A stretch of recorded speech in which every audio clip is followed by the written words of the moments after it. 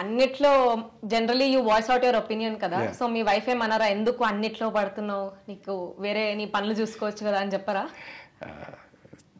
అదే అంటున్నారు, రేపు వెళ్ళండి మావిడ కూడా మీద కేసు పెట్టారు.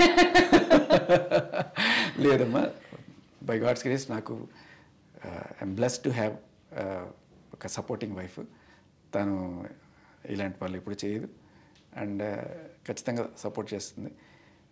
తను అర్థం చేసుకుంటుంది. అంటే ఇంకా అదే అంటున్నాను, మీరు అమ్మాయిలంటే మీకు ఒపీనియన్ ఉంది కదండి, మీరు ఇదే అర్థం చేసుకోవచ్చు. నాకు కూతురు ఉంది, మా ఆవిడ ఉంది, ఇద్దరిని నేను ఎత్తున పెట్టుకొని చూసుకుంటాను. మా ఆవిడ కొట్టినా చంపినా నేను భరిస్తాను, అంత ఇష్టం నాకు అది. సో ఏంటంటే మీరు గమనిస్తే నేను నా కోసం కూడా ఏముండదు, ఏం సంపాదించుకున్నా కూడా ఇంటికి ఇచ్చేయడం, వాళ్ళు హ్యాపీగా ఉండడమే నాకు కావాల్సిందే. అలాగే ఉంటుంది జనరల్గా, ఏ మగాడైనా ఇది ఉంటుంది. అది కూడా సరిపోదు, నాకు ఇంకా కోట్లు కావాలి, తెచ్చిరా అని చెప్పి టార్చర్ చేస్తే పాపం వాడు ఎక్కడి నుంచి తెచ్చిస్తాడు. సో బట్ అందరు అలా ఉండరమ్మా.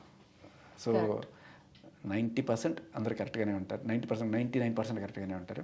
ఒకళ్ళు ఇద్దరు ఇలాంటి వాళ్ళు చేసే పనుల వల్ల సమాజం మొత్తానికి కొన్నిసార్లు నమ్మడానికి, అమ్మో ఇప్పుడు చెప్పాను చూడండి, ఇలాంటి చట్టాలని జాగ్రత్తగా ఉండండి అబ్బాయిలు అని చెప్పి, అలాంటి పరిస్థితి వస్తుంది.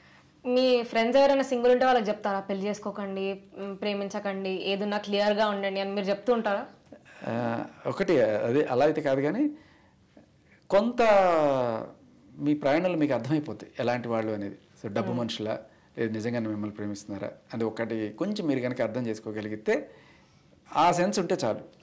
అది కొన్నిసార్లు అసలు నన్ను ఎందుకురా ఈఎంఐ ప్రేమిస్తుంది, ఏం బాగున్నాను నేను, నా సంపాదన చూసి ప్రేమిస్తుందా లేదు నిజంగానే నన్ను ఇష్టపడుతుందా అనే విషయం మీరు క్లియర్ కట్గా తెలుసుకున్నప్పుడు వాళ్ళు రేపు మీకు ఏం చేయబోయే ఛాన్స్ ఉందనేది మీరు వేరే చేసుకోవచ్చు.